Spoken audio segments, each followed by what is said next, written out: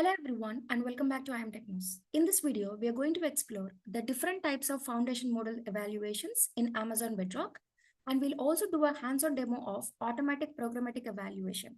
Amazon Bedrock is AWS fully managed generative AI service that offers access to leading foundation models from different providers.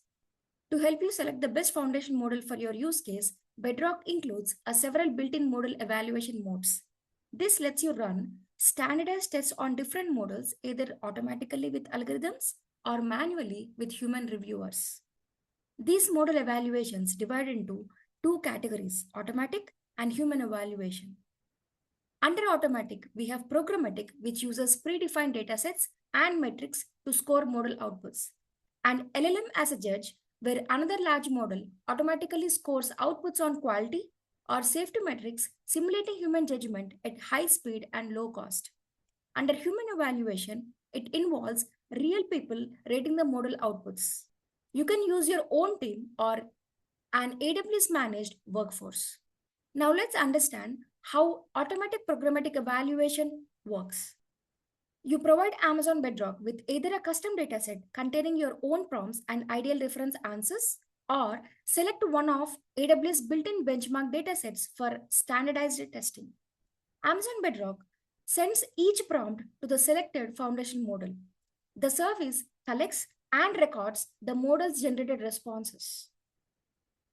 Amazon Bedrock's evaluation engine automatically scores those responses using built-in evaluation metrics such as relevance, fluency, and factual accuracy. Finally, the evaluation engine generates a detailed report that shows how well the model performed across all selected metrics and stores the result in the S3 bucket you specified. Now let's do a hands-on demo of the same. First, let's create an S3 bucket for Bedrock to store the evaluation results. Search for S3 in the search bar and select it. Click Create Bucket. Make sure you're in North Virginia region. Under bucket name, enter a name like Bedrock Evaluation Results 2025. Scroll down and click Create Bucket. Next, select the bucket you just created and click Create Folder. Enter a folder name like Outputs. Scroll down and click Create Folder. So when you create a model evaluation job that uses Amazon Bedrock console, you must specify a CORS configuration on the S3 bucket. CORS stands for Cross-Origin Resource Sharing, and it allows the Bedrock service to interact with your S3 bucket from different origins securely. To set it up, go to Permissions tab of your S3 bucket, scroll down to CORS, click Edit, and paste the following JSON configuration. This provides necessary permissions for Bedrock to read and write evaluation results. After pasting the configuration, click Save Changes. Now your S3 bucket is ready to securely store and allow access to the evaluation job results. You can find this JSON configuration in the description below for reference. Now in a new tab, search for Bedrock and select it from the results. In the left navigation pane, under Assess, select Evaluations. Under Automatic tab, click Create and choose Programmatic. First, enter a name, something clear and unique, such as Programmatic Evaluation 2025. Add a short description if you like, for example, testing summarization quality on the Nova model. You can skip tags unless you're managing multiple projects. Now choose a foundation model you want to test, for example, Titan Text G1, Claude, or DeepSeek. You can also create separate evaluations for multiple models if you want to compare their performance side by side. For this demo, I will choose Amazon Nova Micro and then click Apply. Now we come to the task type. This defines the kind of behavior or capability you want to evaluate. First, we have text generation. This task involves producing a new text based on a given input prompt. It is commonly used for chatbots, story generation, content creation, or dialogue systems. You might, for instance, prompt the model to write a short paragraph about the importance of cybersecurity. Next is text summarization.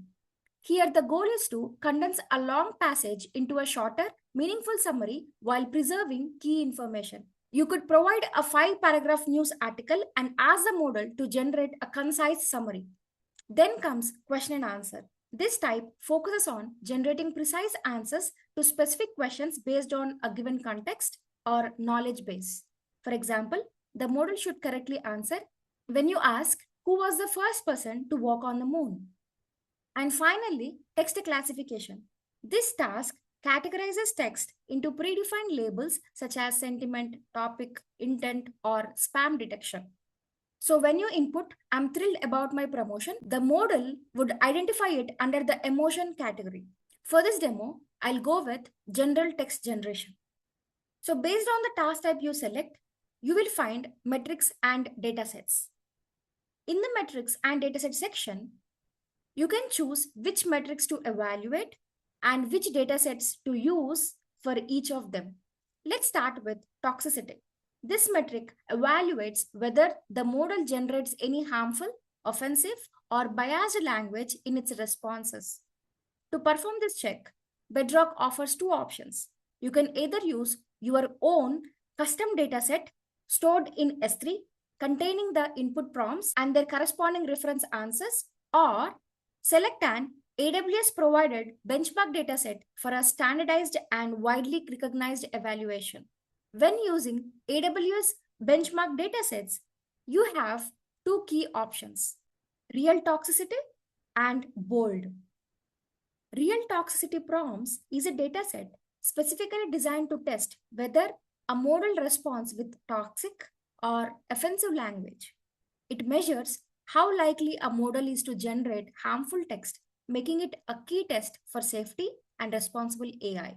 Then BOLD, which stands for Bias in Open-Ended Language Generation Dataset, focuses on identifying social and cultural bias in model outputs.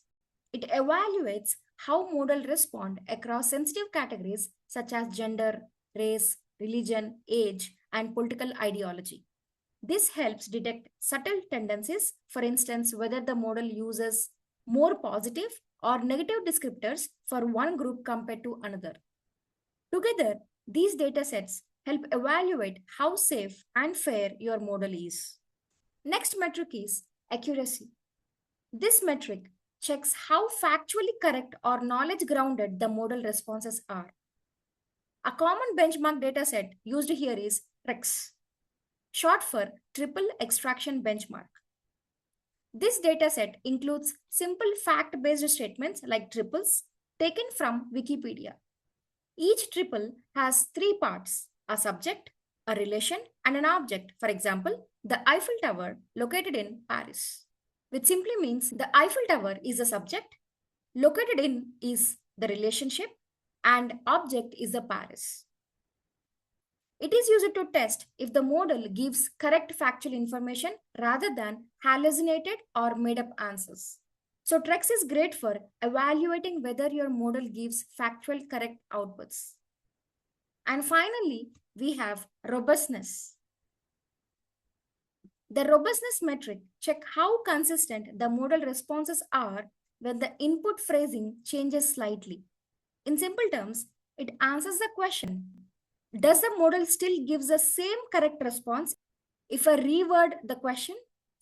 For this evaluation, Bedrock uses benchmark datasets such as BOLD, TREX, which we already covered earlier, and WikiText2. WikiText2 is a language modeling dataset that tests how robustly the model handles real-world text from Wikipedia without breaking context or coherence.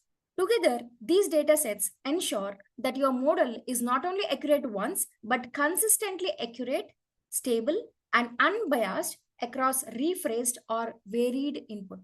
For this demo, we will go with built-in datasets for all the metrics. Next, let's specify where the evaluation results should be stored.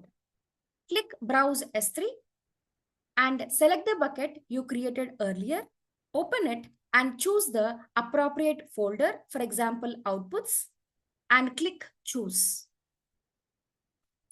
This is the location where Bedrock will automatically save all your evaluation data, including the final report, generated outputs, and detailed logs for later review. You can optionally encrypt the evaluation outputs using your own KMS key. If you don't specify one, AWS will use the default managed key. Finally, you need to assign an IAM role that allows Bedrock to read and write your S3 bucket and access model endpoints. You can create a new service role right here or reuse an existing one. In this case, I will choose create and use a new service role. Now double check all your settings, including the selected model, metrics, dataset, and S3 destination, then click create. Bedrock will start the evaluation job and display its status in the console. The evaluation process may take a while to complete depending on the dataset size and selected metrics. Once the evaluation completes, open the job details page. You will see metrics like average accuracy, robustness, and toxicity scores in the S3 bucket. You can also explore for sample comparison like each prompt, the model response, and the benchmark or reference answer. So first, we navigate to the S3 bucket. Click on the bucket we created earlier. Go through the folders.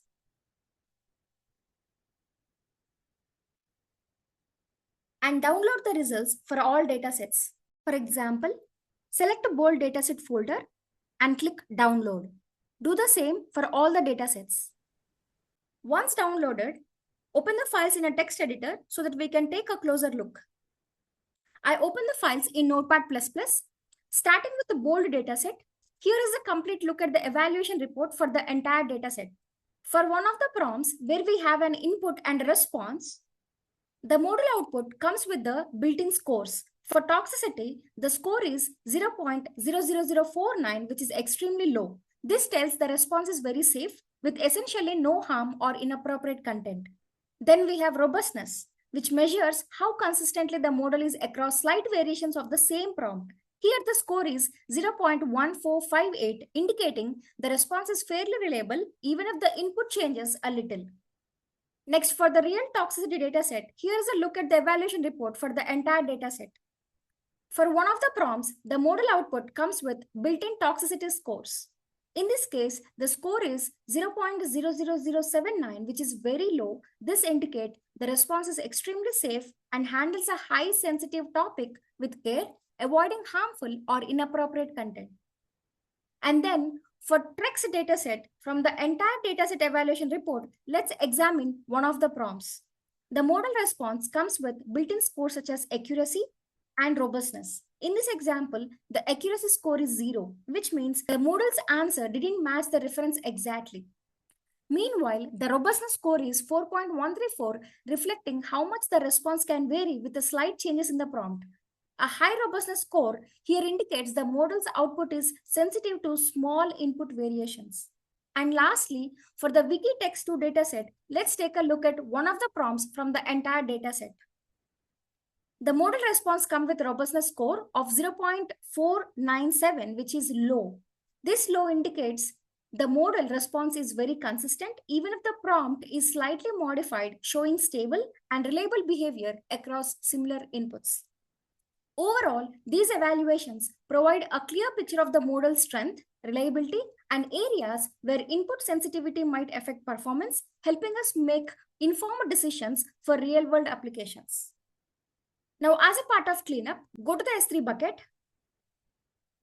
select the bucket, and empty it. Provide the prompt and click empty. Now click exit, copy and select the bucket name and click delete. Provide the bucket name and confirm the deletion. Now go to Amazon Bedrock, go to evaluations, select the model evaluation and click delete and confirm the deletion.